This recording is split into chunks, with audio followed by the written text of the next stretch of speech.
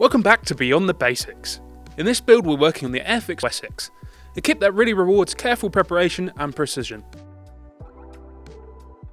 The tolerances are tight, the detail is crisp, and with a little extra care it goes together beautifully. We'll start with the interior section, the cargo bay and cockpit area. For this stage we'll need the two fuselage halves, cargo bay floor, a pair of bulkheads, some pipework, a small support bracket, two clear windows, and the seats. Then the instructions suggest fitting the interior completely before adding the fuselage floor, but we're going to change that slightly. The floor section forms the base of the fuselage, and because this kit's tolerances are so tight, even a fraction out of alignment can cause issues later. So we'll glue the floor directly to one fuselage half now. That ensures a clean seam and perfect alignment when we close everything up. Once that's set, we can add the internal details, the bulkheads, pipework and small support pieces. The seats can stay off for now, they'll be easier to install once everything's painted. With those parts now ready, we'll move on to the painting. All the interior sections are primed, then sprayed medium grey for the bulkheads and floor, and interior green for the structural framing. A few details are picked out in black and blue, and once dry we seal everything with a satin varnish.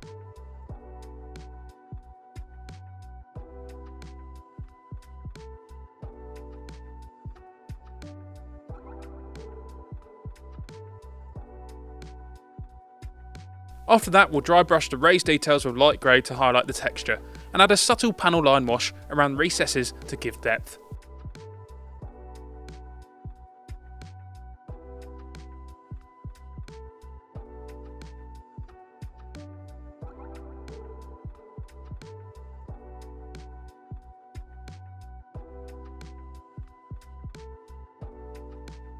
Once the paintwork's complete, we can fit the clear windows using glazing cement, a water-based adhesive that won't fog the clear parts.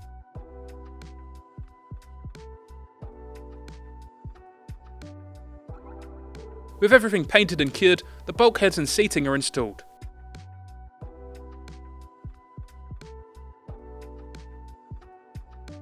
Dry fit the opposite fuselage half to check alignment.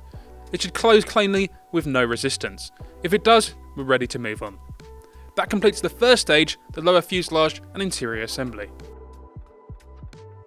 Moving on, we'll prepare the next set of components for the cockpit and main rotor housing. We'll start by fitting the rotor mount, which locks into position just behind the cockpit bulkhead. Then we have 3 actuator rods that connect around it. Make sure these are aligned correctly as the assembly sets the angle for the rotor head later. The cockpit seats and consoles are next, and once painted and weathered, they're assembled into the main cockpit tub. Installing the cockpit itself is a little fiddly. The best method is to join the fuselage halves loosely, then slide the cockpit tub into position from below. Once aligned, secure it with a few drops of glue and hold the halves together temporarily with an elastic band while it sets. While that's curing, we can fit the central console, rudder bar and control sticks. It's worth noting that the lower cockpit section is a tight fit.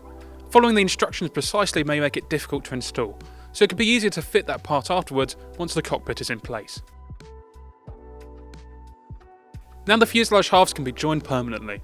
Apply slow setting glue along the internal seams. Clamp or band the halves together and allow time for the joints to set completely. With the basic structure complete, we can move on to the outer details, starting with the tail section. We're building this one with the tail extended rather than folded. Add the tailplane assembly, the engine covers and the upper fuselage panels.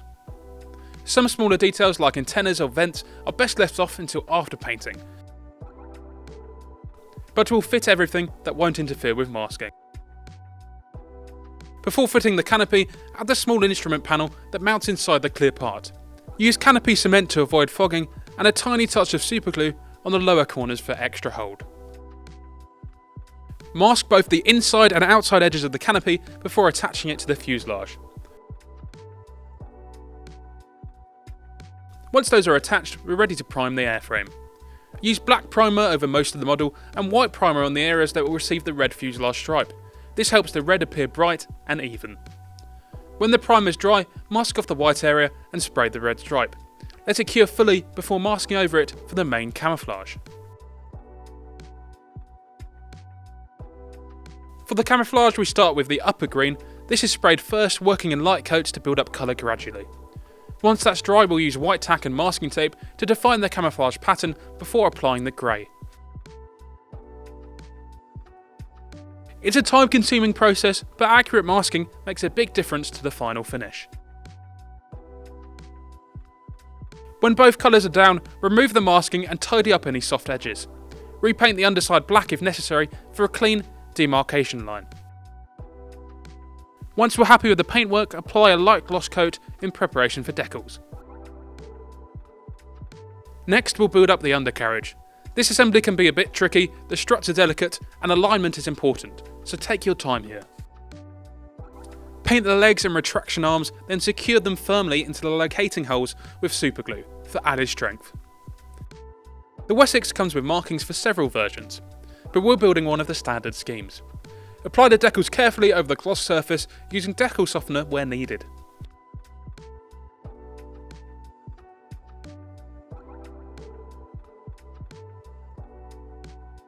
Once everything is dry, clean away any residue with mild soapy water to avoid silvering under later varnish coats.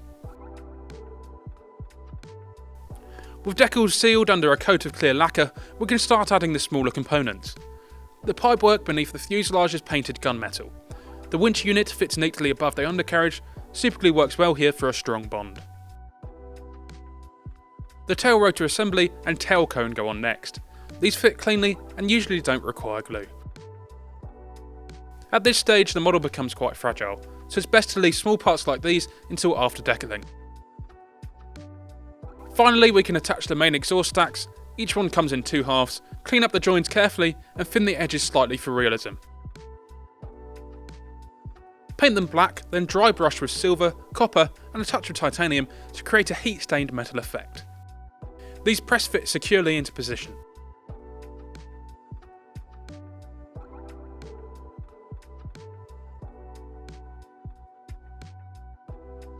The main wheels are painted black, then dusted lightly with sand-coloured pigment to bring out the hub detail. Once these are installed, the helicopter sits squarely on its gear. The distinctive red nose section is next. Start with a coat of white primer, then spray a bright gloss red. Before varnishing, run a fine panel line wash around the grills to make the details pop. Now we move on to the rotors. The tail rotor is a 3-part assembly, the hub and collar are painted red and the blades black. Mask and spray carefully to keep the colour separation crisp. For the main rotor, assemble the 2 central hub pieces first, then attach each blade. The upper surface of each blade is camo green, the underside black with yellow tips. We've chosen to paint the tips rather than use the decals for a cleaner finish. First we spray them white, then we overlay yellow once the white is dry. Once painted, apply gloss and add any rotor decals. The hub itself is finished in a neutral grey, then lightly dry brushed for a lighter tone to bring out the mechanical detail. Finally, weather the blades with a soft dusting of pigment to reduce shine and simulate operational wear. Once the rotors are fitted, the Wessex really comes to life. Now we give the model a final check, there's no loose parts, seams are neat and decals are sealed. And there we have it, the complete Westland Wessex. A super kit with excellent fit and crisp detail throughout. Built carefully, it makes a stunning addition to any collection. Thank you for joining us on another episode of Beyond the Basics. Don't forget to like, subscribe and share your own Wessex builds on our social channels. We'll see you next time.